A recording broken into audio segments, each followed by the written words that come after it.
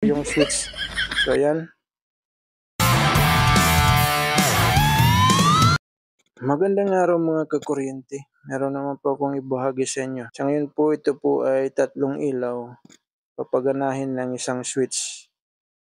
So meron tayong circuit breaker na 15 amperes. So ito yung mga linya papunta sa receptacle. So itong mga puti, ito yung gagawin nating neutral. Pagsasamahin natin yung tatlong puti na wire, ito po yung neutral line ng mga ilaw. So yan, splice lang po natin. Kaya po natin pinagsasama yung tatlong neutral ng ilaw kasi po sabay-sabay po sila na papaganahin natin. So ayan, na-splice na po. Sunod naman natin yung return ng tatlong ilaw. Ganon din po yung gagawin natin. Pagsasamahin po natin yung return ng tatlong ilaw. So ito po, splice lang din natin. Kaya po ganito yung ginagawa natin. Pinagsama yung tatlong neutral at pinagsama din yung tatlong return. Kasi sabay-sabay po napapaganahin natin yung tatlong ilaw.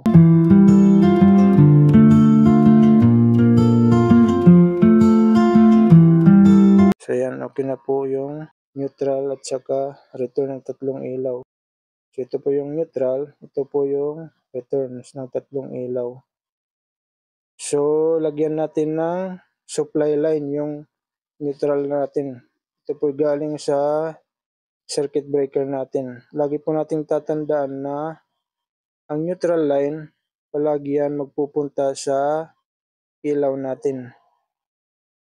So ayan, okay na. Sunod naman natin itong return ng tatlong ilaw dito sa switch. Yan po, splice lang natin.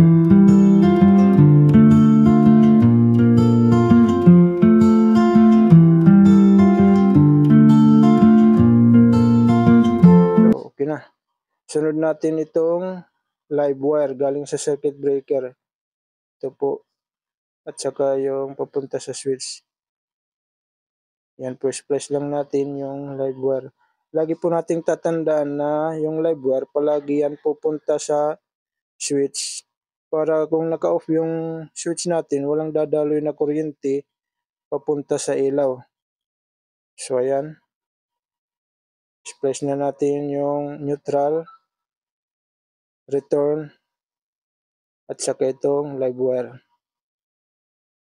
So tape lang natin para safe po tayo pag nag-energize na tayo or nag-testing kung gumagana yung gawa natin.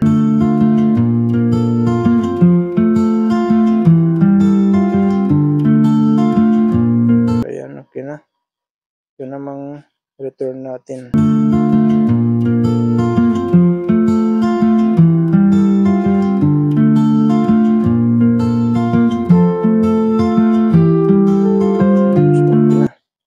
Ito namang last natin yung live wire.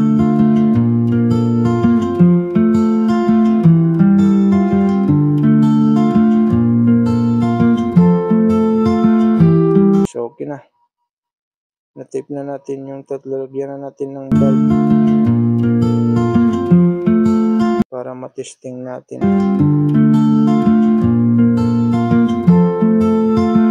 Ayan. Lagyan na lang natin ng supply.